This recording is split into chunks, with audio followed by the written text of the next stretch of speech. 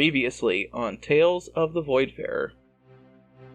This is your first successful salvage operation. I figured you should reap your rewards a little bit early. Rav'nys puts hers in her pack. Marco is a former grad student. This is more gold than he's ever seen in his life. A well-armored hobgoblin. Bring me the head of Captain Valeria Rain, and none of this violence needs to continue. Marco, you see Melinda pull out a dagger.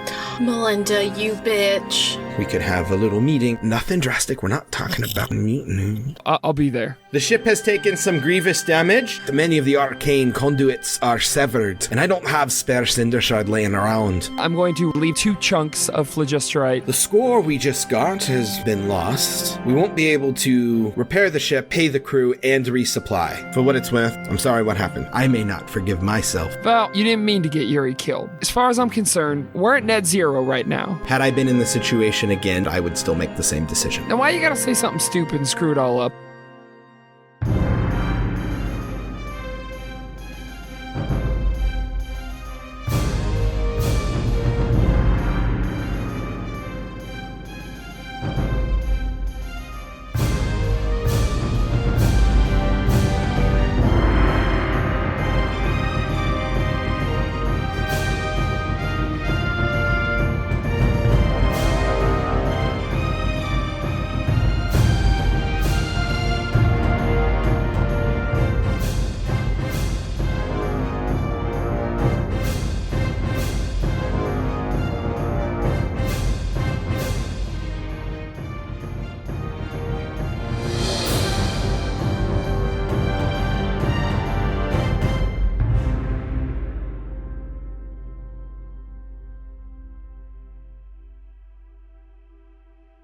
Marco and Rav'nys. You guys leave Val's quarters out onto the quarterdeck. I'm assuming you guys are generally looking to go back to the crew quarters, or... Yeah, more or less. Yeah. All right, so you guys go out. Rav'nys, you head towards the stairs, and Marco, you're in her wake. But Marco, something catches your eye before you can descend down, and you see that it's Salon, sort of just standing on the deck, staring out into the void. I look back to Rav'nys, and I might want to chat up Salon a little bit. Do you want to join me, or...? Fine. All right, I'll start walking over towards Salon. Marco, as you approach, they're just kind of staring out into space, and they don't seem to notice you approach. Hi, Salon. What are you doing? Oh, Marco, I'm so sorry, my mind was elsewhere, they say. And when they look at you, you notice that they look ill. Salon, I know I'm new here, but, would you like me to take a shift for you at the helm? You don't look well. Oh, no, it is fine. Are you sure you don't need some sleep or something? You're not looking great, buddy. No offense. As an elf, sleep is not necessarily something I need, but I will be fine. It's just since the attack yesterday, I seem to have found myself under the weather. This happens from time to time. I assure you, everything is fine. Do you want me to go get you the doc, or no, Aurelia? It is quite all right. I assure you, it is fine. Okay, it's good talking to you, Salon. Yes, it is always a pleasure to speak with you as well, Marco. They're going to turn and walk towards the helm room, and you can see they kind of wince slightly and holds their left side. I look at Rav'nys, and I'm like, does that seem weird to you? Can Rav'nys from afar do like a medicine check? You can. Okay. Let's see if I'm good at this at all. Nope. That's a 4. Yeah, you don't know. They're sick. Rav'nys just sort of shrugs at Marco. Marco, you can make an Arcana check for me. Yeah, you got it. All right. Dirty 20. Oh, okay. Yeah. As Salon walks away, you're pondering for a moment, and you almost are slightly reminded of maybe something you've read in passing in Sailing the Sea of Stars. Mm-hmm. Something called Spelljammer disassociation, where when someone sits upon a helm for so long, they almost become the ship, like mentally, like they can't tell the difference between one or the other. And this can even manifest, and when the ship gets damaged, they can manifest physical ailments that coincide. So, taking that knowledge into effect, I think at this point, like, Marco turns to Rav'nys and says, "You know, I think I might go and find Aurelia and see if she can go look after Salon a little bit. I'm a little worried about him."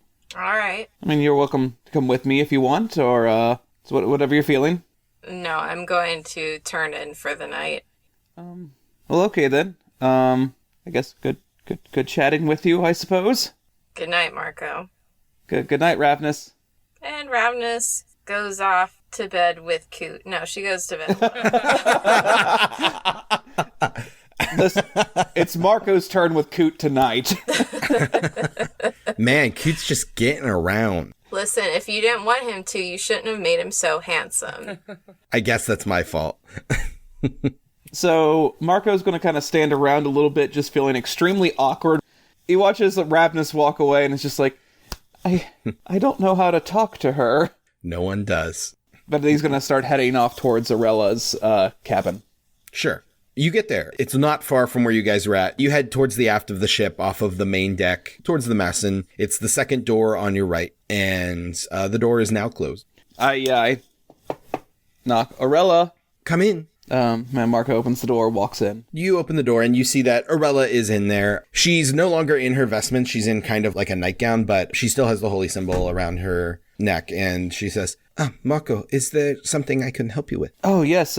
Sorry, I didn't mean to interrupt you during any personal time or anything. Just, It is quite all right. I am here to serve the crew. Is there anything I can help you with?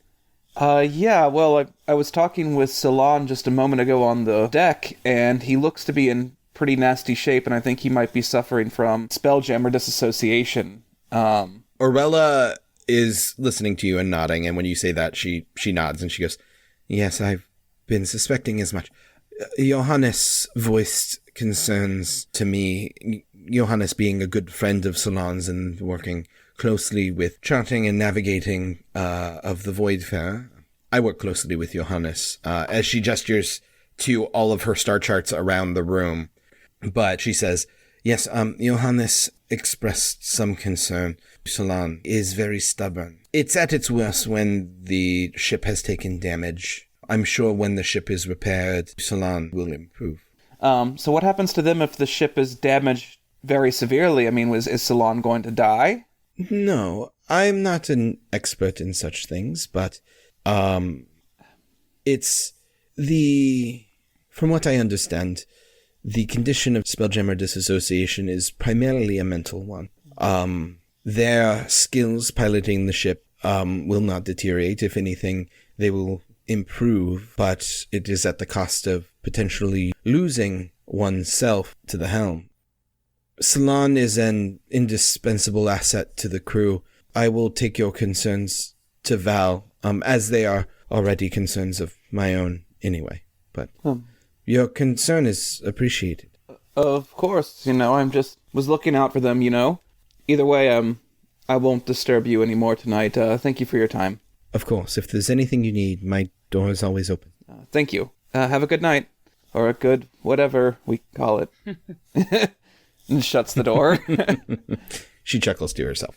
And at that, Marco is probably going to go to the mess hall or somewhere where he can get some studying done. Yeah. The mess hall is only a door away. There's no one in here at the moment. Good. He has some alone time, so he's going to just sit down and start studying some stuff. Yep. Rav'nys, as you're going down below decks, you get down to the gun deck and you're crossing it towards the crew quarters, and you actually see Robin heading the other direction. Ah, Rav'nys, just the person I was looking for, actually. Yes? So, rather awkward situation. I heard from Elwyn that there might be a meeting happening below deck, and he didn't have very many details, but the long and short of it seems to be some sort of discourse against Val. I have already spoken to a few others, and we intend to make an appearance just to make sure things don't get out of hand, and I was wondering if you would like to join. And you can invite your friends as well, the penguin and the nerd.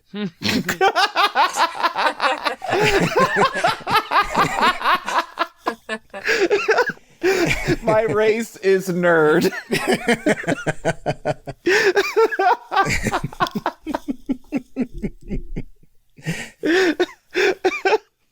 I'm done.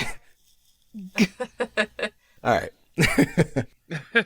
So you're inviting me to mutiny? No, we're going to make sure that's not what it is. So you want me to go to a mutiny meeting that if it's found out about, I will have been there. Elwyn doesn't seem to think that's what it is, and I would like to go to ensure that it's not. And I would like backup, because if that's what it is, we're going to put a stop to it. Rav'nys did not see Melinda pull the dagger, right? No, Marco was the only one to notice, and he hasn't told anybody. She pauses for a moment. I'll think about it.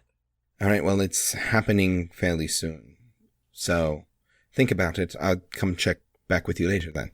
All right. Where is this happening? I heard it was happening down on the Orlop deck. I'll see what Marco and Luckbeak think. Okay. So, Luckbeak, were you just going to the crew quarters? Yeah, I have no other plans. Got it. So that's where you're at. Rav'nys, if you were heading there as well, you find Luckbeak there. She was going to backtrack a little bit for Marco, I think, because she Okay. sort of knows where he is. Got it. Yeah, you head back up. You know where Aurella's quarters are, and you head that way, and you actually see that the doors to the mess are open. You can see Marco sitting in there with his books open. She goes and sits down. I need to talk to you. Rav'nys, I wasn't expecting you to come. Well, yeah, sure. What's up? Not here. And she takes him. Where is somewhere like relatively private on the ship? I mean, a number of places, if you keep your voices low enough. There's certain places on the top deck, especially at night, where there's not as many people out. Down in the cargo decks, potentially. There's the magazine where they keep the munitions. There's the head, which is the toilets. It wouldn't be hard if you were specifically looking for like a quiet corner. You could find one below decks pretty easy. Yeah, she's just looking for a quiet corner and like below deck and just like pulls him aside there. I'll say you guys are in the magazine. It's on the gun deck to the floor of the ship where they store the cannonballs and black powder and the like. She says, there's a meeting that's going to be going on tonight. What? And I have a feeling Luckbeak will want to go to it.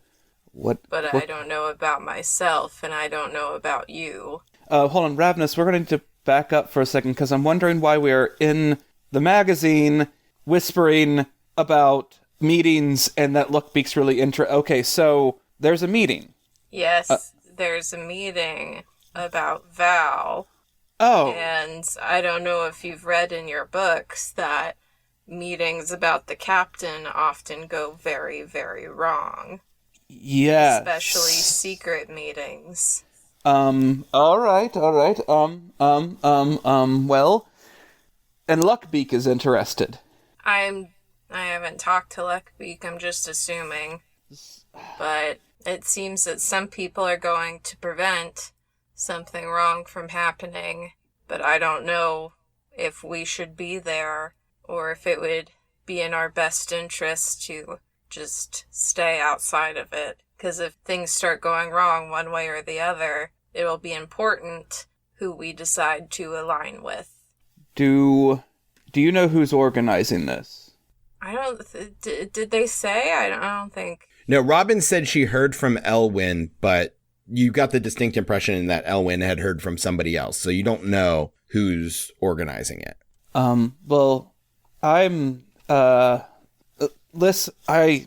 sorry. I'm not used to having to deal with potential uprisings, so this is new to me. So I might Melinda had a knife. What do you mean? Melinda had a knife and she was going to stab Val whenever the hobgoblin and the other, whatever the fucking other thing was, got onto the ship and said, "Who kills Val? Everyone gets to go." Melinda was going to do it. I saw her about to do it, and then the fighting ensued and she put her knife away. So, I mean, I'm kind of aware that there was a thought on this before. And you see where I'm going here? I'm more than a little concerned right now. And I don't know how to respond. Yeah. Point of order, Nicholas. How tough do the gunners look versus Melinda? Melinda's a rigger. She's a halfling. You've seen her fight. From what you've seen, she's more of the sneaky, stabby type. Okay. I think that we could take Melinda if it comes down to it. I don't know if it would look good or bad if we don't show up. I think Luckbeak's going to be there and he's going to get his ass kicked one way or the other. Well, either way, like I'm more on Val's side than anybody else's, so if we're here choosing sides, I guess it would be that one, but... Alright. So, yeah, I don't think Luckbeak would necessarily share my sentiments on that, though. No, he wouldn't. Well, we could go find him and talk to him. But we don't have much time left. Okay. Okay. If we're gonna get our ducks in a row here, then let's get them in a row, you know? Alright. So they go to find Luckbeak?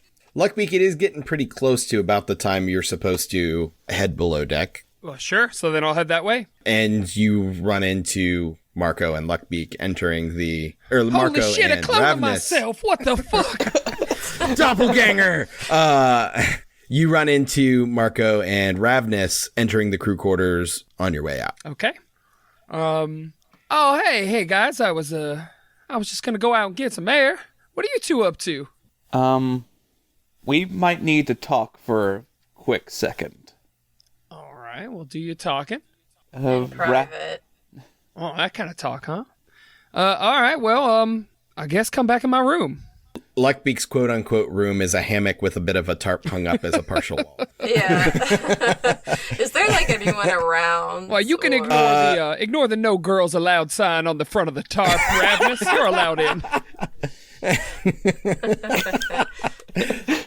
There are a couple, but they seem to be not paying a whole lot of mind. I mean, if I don't have an actual room and there's a safer place for us to talk, then I would lead them there instead. Yeah, at the very least, like stepping out the crew quarters into the general cargo area is probably a little less conspicuous, so long as you're keeping an eye for anybody. Boy, there's some got to be a place that nobody's bound to be right now. Would anybody be in Yuri's shop? Yuri's shop doesn't exist, strictly speaking, anymore. Sure. Okay. But the deck that you're on, that the crew quarters is on, is that deck. Sure, okay. So the aft end of the ship where the crew quarters was mostly untouched. So you walk out of the crew quarters and you can see the starry void of space because there are still big gaping holes in the side of the ship. But you actually know that towards the front of the ship, towards where Yuri's shop was, is also the brig, which is damaged as well. But there is nobody on this level. So you could go over to that area at the very least, because there's not really a reason for anybody to be down here right now anyway. Sure, perfect. And you know that the meeting takes place a deck lower in the cargo deck. Okay. Well, then that's where we're going. Okay. A lot of the debris has been swept aside and sorted into piles of timbers that they could potentially reuse. Scriv and other crew members and a lot of the deck and cabin hands have been helping see what kind of cargo and supplies they can salvage from the ruins, basically. All of that's kind of tucked off to the side. You do see like the splintered remains of the walls that was Yuri's shop. And again, the side of the ship is just open to space. But there's nobody down here right now. All right. Well, say what you need to say, I guess. Rav'nys? Oh, God. Rav'nys goes, there's a meeting tonight, and we think it might go poorly, and we think that you might try to be a part in it going poorly, and I guess we think that that would be a bad idea for you. Marco, you really letting Rav'nys do your talking for you? I don't know how to respond in this situation. I was a grad student a couple of months ago, and now I'm dealing with a mutiny. You just made Rav'nys say more words in a row than she ever has. Marco is clearly flustered right now and is just like, yes, because she's probably more equipped to deal with mutinies than me. And he just said the word mutiny twice really loud. Sure did. Oh, that's also is going to grab him very roughly and just clamp a hand over his mouth. I'm gonna say, well, now, you're not dealing with a mutiny right now, Marco. What you're dealing with is a bunch of pissed off people on a boat. And I would say that Rav'nys, no offense to you, Rav'nys, is probably less equipped to deal with emotions than she is with people fighting each other, right? We're not to that stage yet. You understand me? Now, you two could go to this meeting, and you could get a little information, and you could hear what people have to say, or you could just continue, I don't know, whatever it is you're doing. Who sent you here, by the way? Nobody sent us here. I mean, Well, how'd you know about the meeting? points to Rav'nys. Oh, come on now, Marco. Rav'nys, then? Who sent you? Some of the other gunners mentioned it, and they think also that it is a bad idea. And I think that we're missing the important piece of information that Marco told me earlier, which is that Melinda pulled a knife on Val. She did what now? Melinda pulled a knife on Val. Do you remember when the No, you weren't on the fucking ship. Okay. You think about it, and you don't know where Luckbeak was during that time. Mm-hmm. Yeah, that's why he stops and is like, do you remember where the fuck were you? What? I was helping out in my own little way. All right, hold on. Marco is just taking a deep breath. Whenever the ship latched onto us and there was people coming on board, there was fighting going on, and this hobgoblin and the little friend hops on the boat and says, whoever kills Val, everybody else can go home fine. And there was a standoff. Well, I look up to Val and I see that Melinda has pulled a knife and is about ready to do the deed, shall we say. And then someone's got the fight going again, and Melinda backed off when the opportunity was no longer there. I see. It was there. Melinda had her knife out. She was ready. Mm-hmm. So that concerns me. Why? Because I don't want Val to die. Sure. Did you want Yuri to die? I didn't want Yuri to die either. Uh-huh. All right, go ahead. However, she was about to stab Val in the back, taking up on this offer. So that takes this conversation we're having here about a little chat down on the boat into a different direction if Melinda's the one leading the charge. Who else saw that knife that you saw? To my knowledge, it was just me. So, and I don't mean to be insensitive, my friend, but this sounds like a Marco problem, right? I mean, we're just a group of people getting together to discuss what we have to discuss. Now, I'm going to pretend like you didn't say that to me, because if I heard you say that to me, then that makes me culpable for whatever happens next. You understand? I'm aware. I'm aware. So, Marco, while I respect what you're saying, I would prefer to not be differential. Even if I don't go to support the people down there, I'm going to go to listen to the people down there because I'm curious about what they have to say.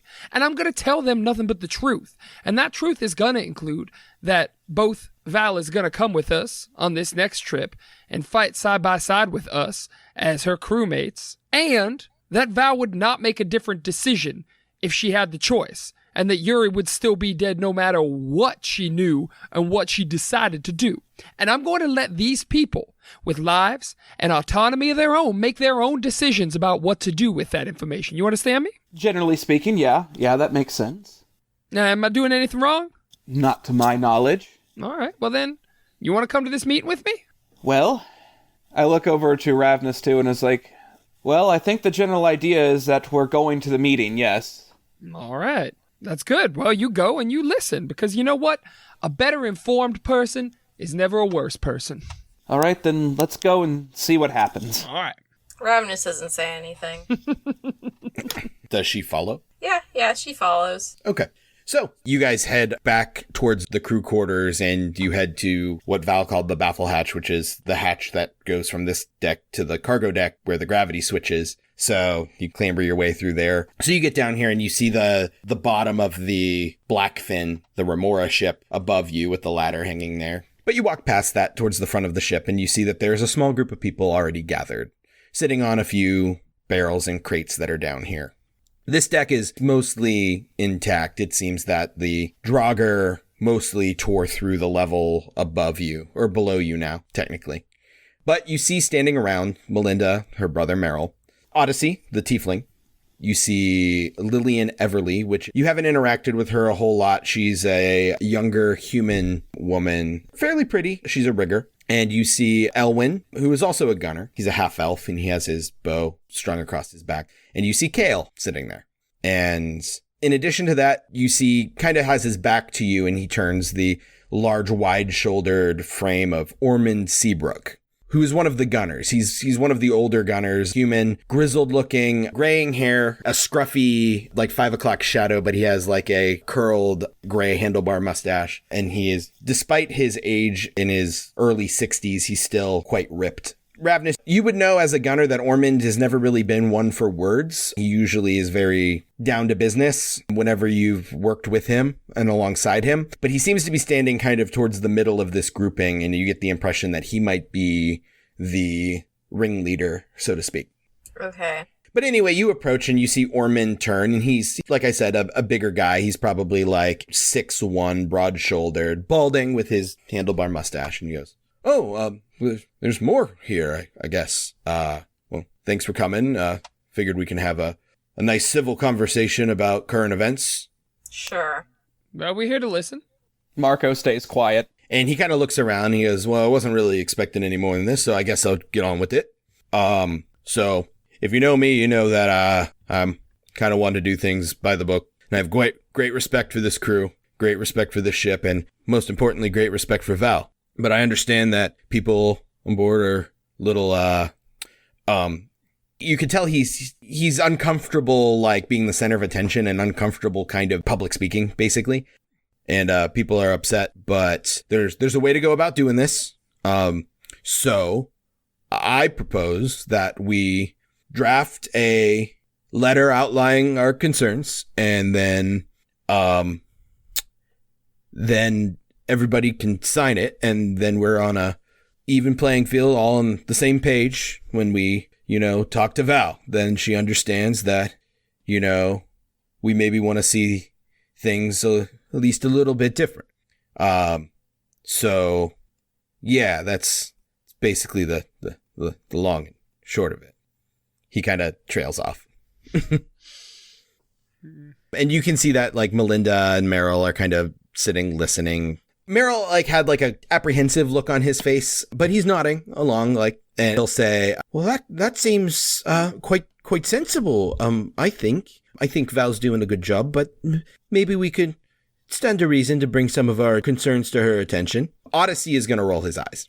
Can Rav'nys insight check people? Yes. Do I have to choose which person, or can she kind of read the room? Yeah, you can just make a roll to read the room. Natural 20. Hell yeah. Damn. So yeah, just doing a quick scan. Ormond, you get the impression he's being genuine. He's a tougher dude, but what he said is true. As far as you know, he's always been by the book, and he definitely just has the best intentions of the crew and the ship on board, but he doesn't want to see anything bad happen to Val. Melinda's staying quiet. She looks like she might be a little nervous. Meryl looks innocent as fuck. He's just sitting there nodding along. "Oh yeah, sure." Odyssey looks annoyed. Lillian is really hard to read. She's just kind of sitting there politely listening. Elwyn is listening as well, but you can see he has a little bit of apprehension on his face. And Kale looks bored, like he might not have known this meeting was going on, and this is just where he hangs out. And they let him stay? "Hi, I'm Kale. I live here." Yeah. They might have started by saying, "Are you here for the meeting?" And he probably just said, "Yeah, whatever." Yeah, Ormond's going to kind of look around at you guys. So what do you say? Well, I turn to look at Marco and I say, well, I think that expressing our concerns to Val in a measured way seems like the best way to go about things, right? I mean, I think number one, what this meeting has is a PR problem. I mean, people upstairs are thinking mutiny. I mean, that's not what we're here to do, correct? Well, maybe people are thinking mutiny because people keep saying mutiny. And you turn and you see Robin is there, having come through the hatch and approaching. And in her wake is Lester, Verith, who is the Dragonborn gunner, and Scuttlebutt. Good old Scuttlebutt.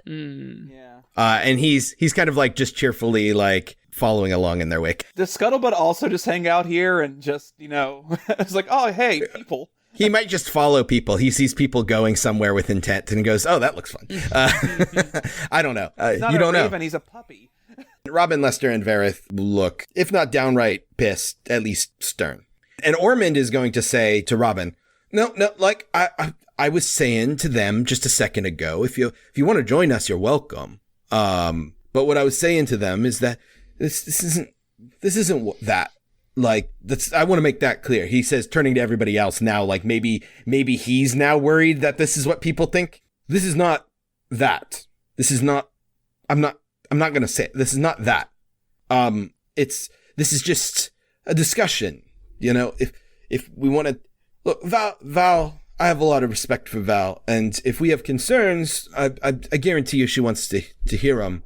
And I just think it's a good idea if we just are all on the same page about that. Robin doesn't look entirely convinced by that. But you can see that the tension in the room has definitely like risen. You see Odyssey has now stood and is kind of just glaring across at the rest. Like he, for whatever reason, seems to have some sort of axe to grind. I mean, I'm sitting back and watching where this goes. I mean, I don't feel like I have a part to take in whatever's happening. Mm-hmm. Marco is, I would say, probably wringing his hands very nervously, like, what the fuck did I get in the middle of, sort of deal. Mistakes were made. Yeah, so Ormond is standing there going like, look, it's not that, it's just... And then Odyssey is going to step up, and he's going to go, look, do we want to really be subjected to the whims of a captain who's going to throw us into danger at the mere opportunity? Honestly, I don't even know what could have possibly been going through her minds, but we were thrown into a battle we didn't bargain for. Many of us were injured, and one of us died. His red eyes kind of dart back and forth. At that outburst, Vareth, the Dragonborn standing next to Robin, is going to step up, and she's going to say, the Zenith Syndicate is a scourge on Kraatspace. I stand by Val any attempt that she would make against them. They deserve to be eradicated, and I think that the ones that we managed to kill yesterday were a service to the system. And Ormond is going to put up his hands like, no, look, this isn't what we're here to discuss. If we have concerns, we can put them on the sheet and get signature. But he's just totally lost control. As at least those two are staring off, but it seems that the others are very quickly getting riled up around them. Rav'nys prepares an action to attack or defend, you know, if things start going awry. Mm-hmm. For you, Luckbeak. I don't. I'm truly trying to figure out where Luckbeak's gonna fall on this. I mean, I mean, I think he's an opportunist. So I think we're just gonna see whichever side has more support, and then sure. Yeah. Yeah. Marco kind of like stands up nervously, and it's just like, first off, not really sure what's happening here, but I can at least say that Ormond is not here trying to do a mutiny. We are just trying to figure it out. As a matter of fact, if they're here making complaints, I stand with Val. I really wish people would stop calling it that, but yes, your sentiment is appreciated. I'm trying to say that it's not that, and I don't know because a moment ago I was reading a book and suddenly I'm sitting in this room. But regardless, I was here in this thing and I was siding with Val, so this is not some giant conspiracy against her. It's a meeting to talk this stuff out. Can we please talk? Odyssey is going to kind of sneer at you, and you see like his pointed tiefling teeth, and he goes, yes, of course the new ones are going to side with Val. They're clearly her favorites. Now hold on. Why do you think that we're her favorites? The whole crew is talking about it. You arrive, and she invites you to her quarters, and she sends you on special missions. And actually, Lillian is going to speak up for the first time, probably ever. You've heard her talk, and she goes, and you got paid, and we didn't. You didn't get paid? What? You get paid? No, we get paid when we go back to port. But Val seemed fit to pay the three of you shortly after we got back on the ship. Now, why would you think that would be? Fuck.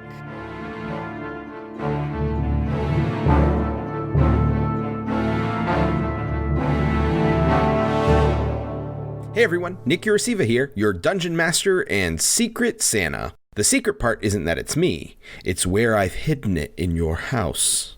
Anyway, Merry Christmas, Happy Hanukkah, Solstice, Yule, or whatever holiday you celebrate this season, even if it's just quality time with friends and family. And thank you for giving us the holiday gift of listening and supporting our show. We're a doe-arse feather away from breaking 1,000 listens.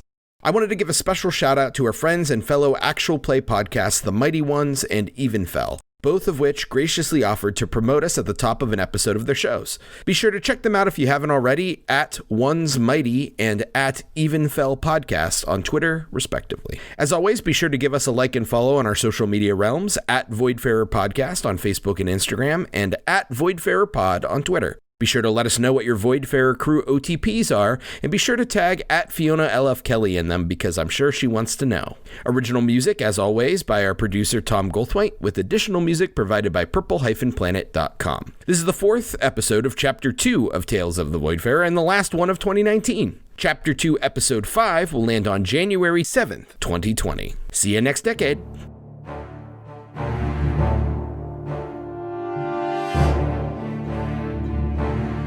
Odyssey glares at you guys, and Robin is actually going to turn and look at you, Rav'nys, and goes, "Wait, you got paid?" You didn't? No. Hell, here, if you want to get paid, like Luckbeak, Jesus Christ. Who am I? Marco pulls out this. Wow. Yeah, I know. That's what I mean. I was like, wait a minute, who am I again? Is gonna pull up the Stone of Luck. If you want it, you can have it. I don't know what the fuck to do with this thing. You guys also received 50 gold each. Actually, you're not sure other people know about the magic items, but what Lillian is referring to is you guys getting paid 50 gold. Well, now, excuse me for maybe not comprehending the situation, but all right, I'll buy it. Why would she pay us and not you? She's planning on you not being around? I don't know what. Well, you would remember that when Val gave it to you, that and the item, she said straight up that this isn't normally how we do this, but you guys are new and consider it like a welcome aboard, like gift. So you got your money in advance, and she gave you a magic item. Right, but I'm still not sure what they're implying. Are they implying that they're not going to get paid? You would know that the situation right now is that most of the ship's treasure just got blown out into space. And we were paid after that or before that? You were paid before that. Yeah. And they didn't get. Yeah. They didn't get paid. Yeah. Hold on. Now, maybe we all would have gotten paid had Val not made the decision to engage. That's true because we lost a lot of our liquid assets. But that's not our cross to bear, is it? We weren't culpable. How does that make us her favorites? She just wanted to keep us on board. Look, we've been here a long time. We know favorites when we see favorites.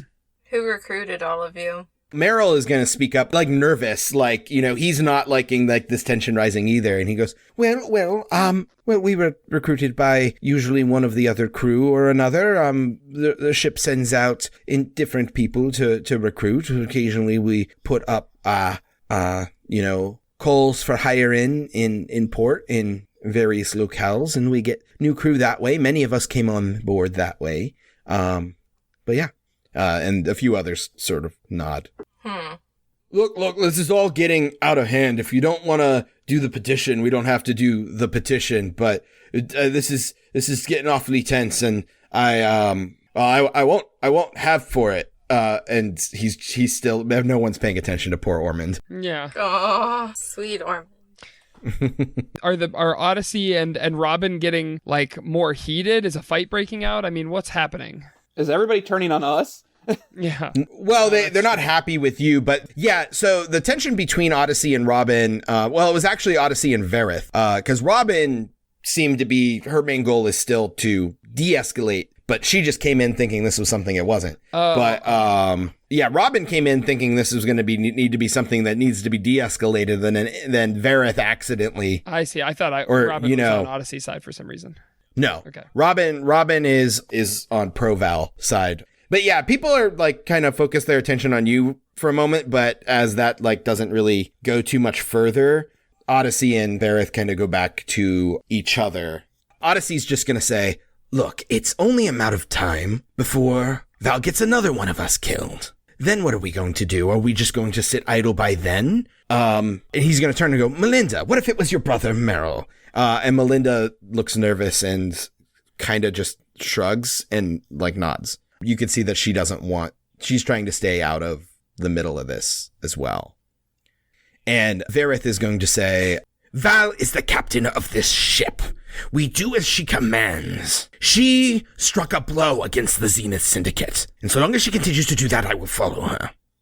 Odyssey and Verith, they're continuing to psych each other up, and the others are kind of not quite sure how to handle the tension as well.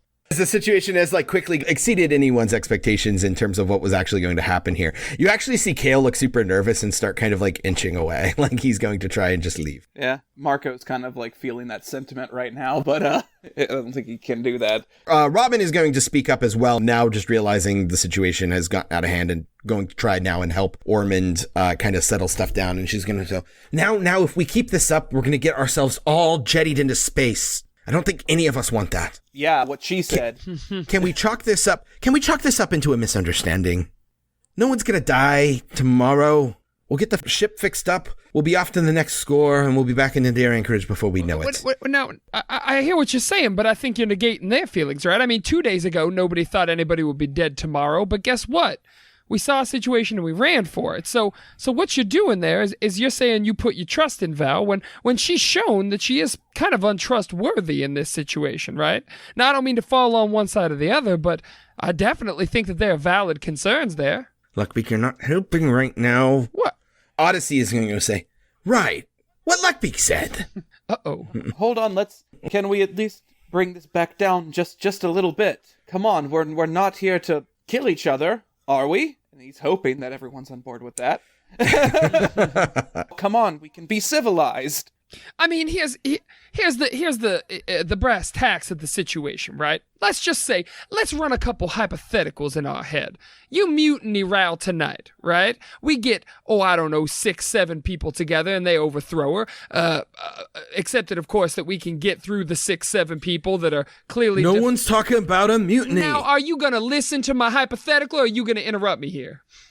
Because what I'm saying is that a mutiny isn't even probable or possible. Because if we mutiny, there's going to be everybody else on the ship who doesn't think that a mutiny is worth it, and we're just going to end up fighting each other, right? So why can't we just treat this like adults, present a list of concerns to Val, and then if she does not address them, well, then we take it to the next step. And you know what? I think we should not mutiny, but unionize. What we need are fair wages for everybody on this ship. We need health care, and we need it today, because we saw what happened to Yuri. We need, paid paternity leave and time off that we accumulate. Kind of whisper to Luckbeak, being like, I think what you're talking about is life insurance. Oh, that's not bad. Meryl's going to speak up and go, actually, dental wouldn't be too bad. Dental! Now, who do you think is going to pay for Riley's braces, huh?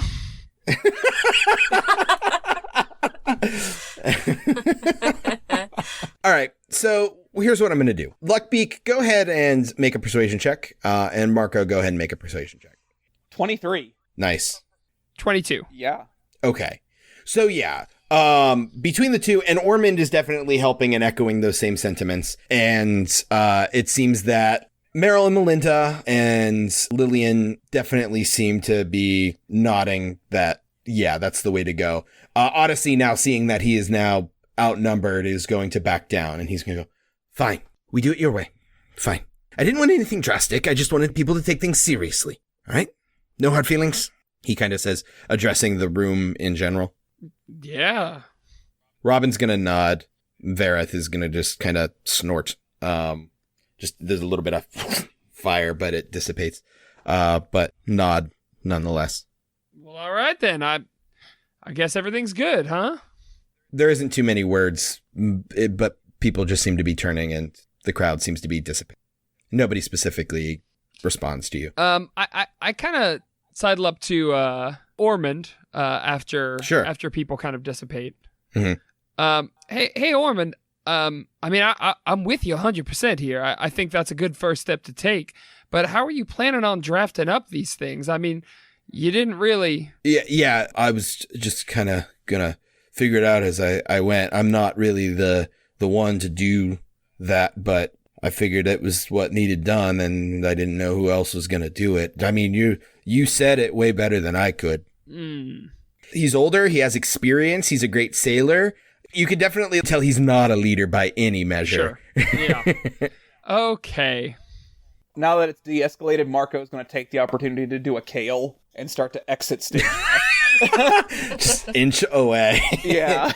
But yeah, so Ormond says that to you, Luckbeak. Yeah. Well, all right. It's great to be an idea man, but I mean, did you have somebody in mind to execute what you're trying to do? I mean, were you going to pass a survey around? Or, I mean, that seemed like a prime opportunity to at least get some feelings from people. Oh, he kind of looks up and looks around, like just now realizing that, and he goes, "Oh, that would have been a really good idea." All right. Look, I mostly just wanted to get people talking. I didn't want it to escalate to people shouting, and I just, Right. Well, I mean, I would volunteer myself, but being a neophyte on this ship, I feel like it would be a bad idea for me to start rocking the boat, as they say. So, why don't you get, some respected, somebody who is here, even Scriv. I mean, Scriv is, I think he would be able to view a situation like this with very, very neutral eyes. And, I think he might be the person for the job here, right? I hadn't thought of that. I mean, Scriv is like sort of basically an officer, and I didn't think thought it would maybe complicate things if he was here. But, I mean... Officer, he's basically office supplies.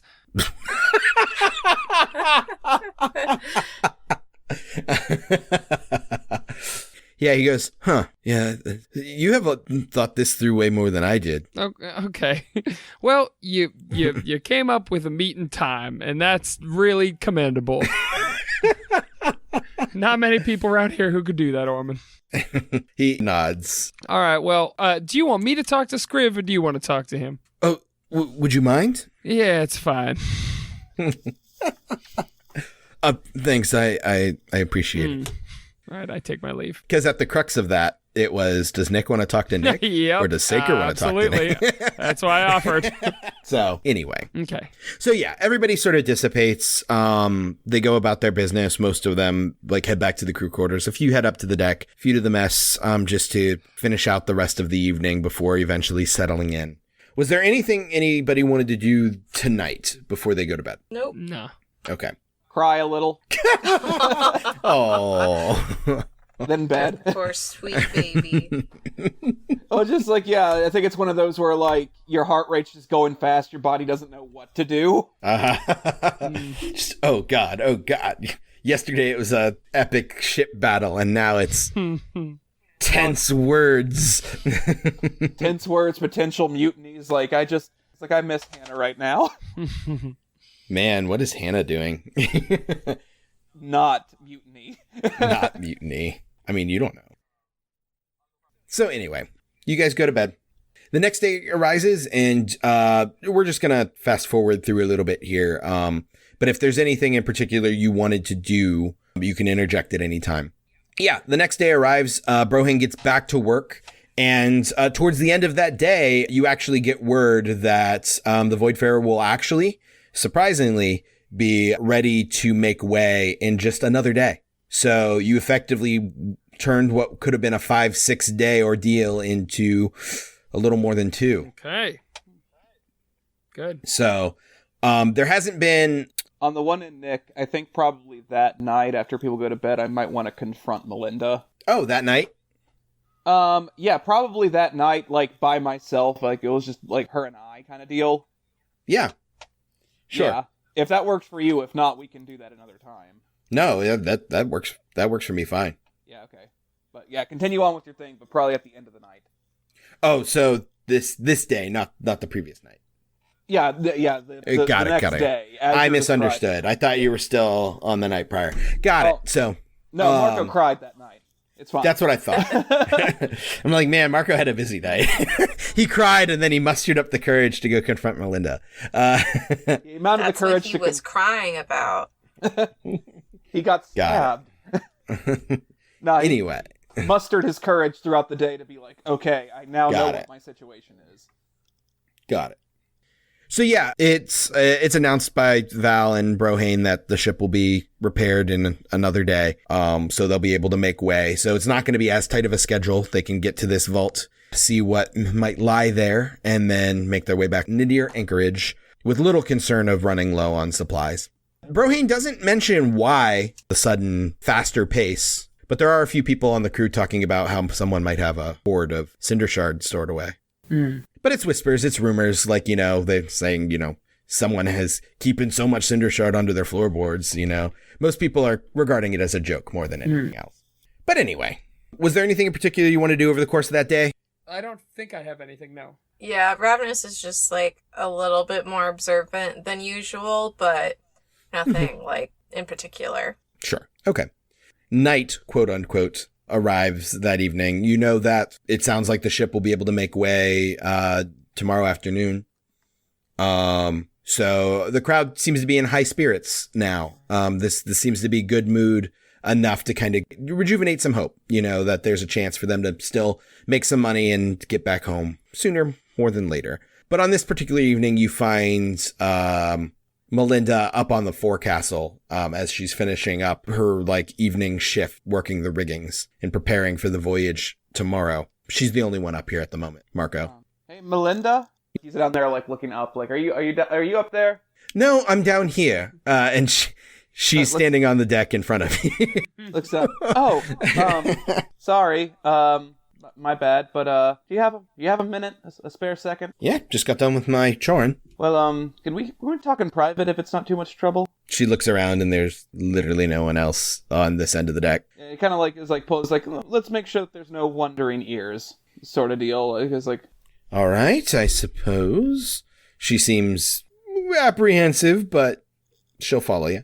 Yeah, I mean, we're gonna like at least go to a part of the deck where like Marco can kind of control who's listening, sort of deal, the best he can. So it makes sure that, like, you know, someone doesn't wander by and is like, so you were going to stab Val. Right. Yeah, no, you can do that. It's pretty late in the evening, so for the most part, there's not a whole lot of foot traffic, so you can kind of at least set yourself up in a place where you can see if anybody does start coming your way. Melinda, so it's not a really easy way for me to talk about this, but you remember back whenever the Syndicate stormed our ship, right? Yeah, hard to forget. Yeah, and you were standing behind Val when it happened, and the Hobgoblin offered that ultimatum. She doesn't say anything. Listen, Melinda, I'm just going to say it straightforward that I saw you at least contemplate the offer. And I don't know how to approach this more than anybody else. I certainly have not told Val, and at the moment I don't plan to, but I just wanted to I guess, give you an opportunity to defend yourself. At least due to why. So you saw it. Huh. I don't think anybody else did. Yeah, I'm usually pretty good at that sort of thing. She says, well, things didn't look good. You were there. They had fucking Durgar that could grow fucking 10, 12 feet tall. Could squash me with just a single step. And I was just thinking for the crew. I didn't know what would happen if the fighting continued. I didn't want anyone to die. And I was given an option, and I found myself happened to be in a situation to maybe do something about it. I'm not proud of it. I don't dislike Val any, but she looks away. But if it... Can I roll an insight, Justin? Yeah, go ahead. If it could save the lives of the crew and save the life of my brother, he's not much of a fighter between you and me. So that was a 13. She seems genuine. Okay. She seems, ashamed, but her words ring true to you. Listen, Melinda, I got on this boat, a couple of weeks ago? I don't have some blind loyalty to Val that I will die on a hill for her. I get where you're coming from, and I don't fault you for it. I appreciate that, and I appreciate you not telling Val, because, like I said, it's nothing against her, but I don't think she would be as understanding. Yeah. Understandably. I don't know, I want my journey to be as, I guess, relaxing as it possibly can be on a pirate ship, so the idea of mutiny terrifies me, so... Look, I wasn't interested in mutiny. I didn't say that you were. No, that was just, sorry, I don't know how to handle these things. What happened yesterday, it got out of hand. I think that's all there is to say about it. Yeah, that's, but... listen, either way, I'm willing to just forget about this. Well, I appreciate it. Yeah, that's... I guess I owe you one? I don't... Don't She shrugs. Yeah, Marco shrugs too. Is like, I don't feel compelled, I guess. Either way, it's... So, I need a bloody drink. That's fair. I guess, good night to you. And she will start heading towards the mess. Good night to you too, Melinda. I'm just gonna sit here for a bit. And Marco just spent so much time just sitting by himself in silence. Yeah, he's just like, and this seems like a good place as any to think about life. And Sure. sits down. But yeah, Marco's just gonna sit there for a while and kind of like maybe read and then finally go to bed. Sure. All right. You guys go to bed. The next day arrives. Work continues on the ship. And it's going to be able to make way on schedule later that afternoon, evening. Was there anything you guys want to do during the day? Rav'nys, Luckbeak, you mind if I talk to y'all real quick? Yeah. All right. Oh, sorry. I mean, I don't know how to do these things, but I had a conversation with Melinda last night, and I don't think she's a threat to any of us, but I just wanted to share that with you because I know that I, down in the, boat, not knowing what's going on, kind of spilled the beans on her for that one. So, she did it out of, a need to defend herself and her brother, and she didn't go through with it, and she doesn't plan to, so, I said I'd be willing to let it go. I'm hoping you all can too.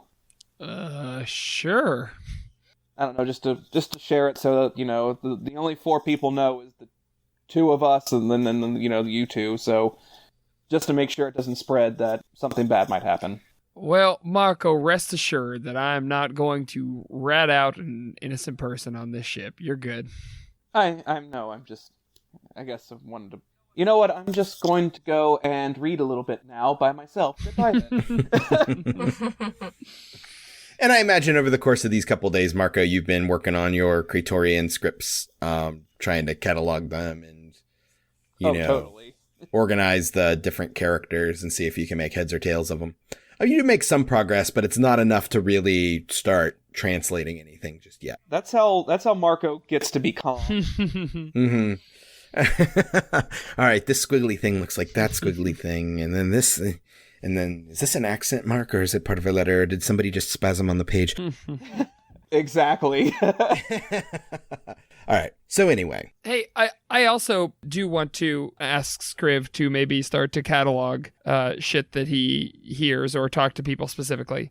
Certainly, Luckbeak Humboldt, I can keep my ears out. Thank you, Scrivnik.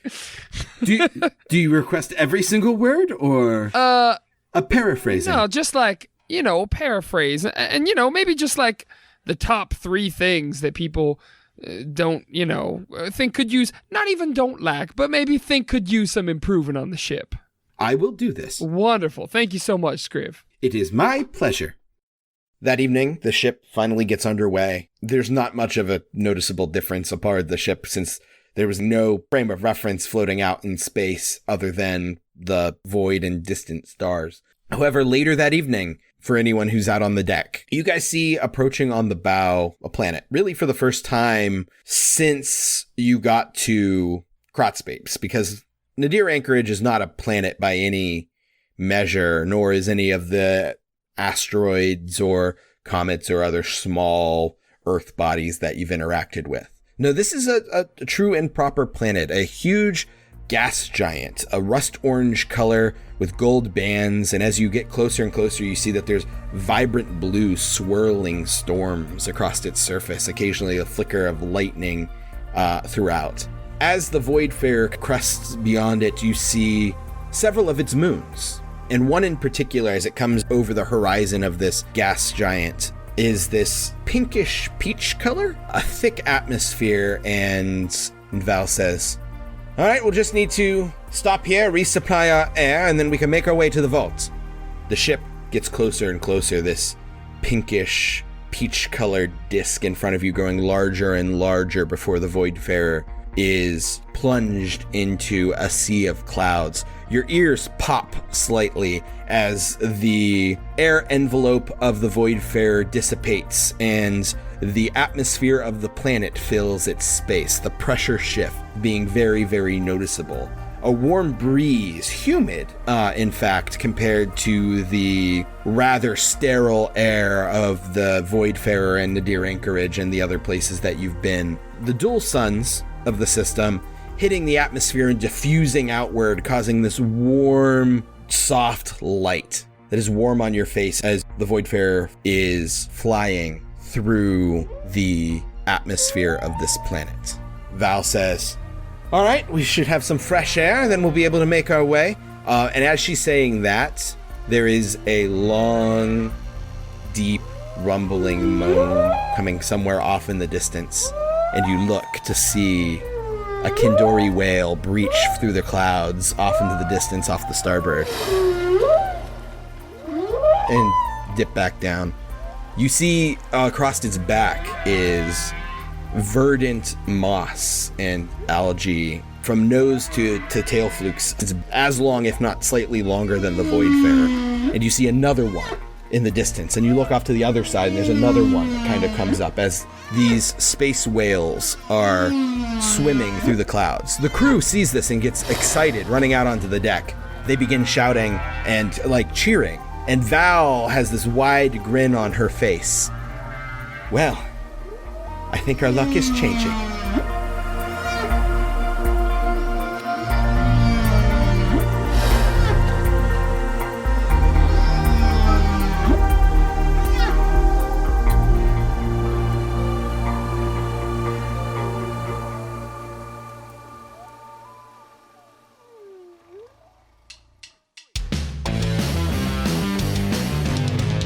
ProjectDerailed.com. Love some good whales. Space whales. Space whales.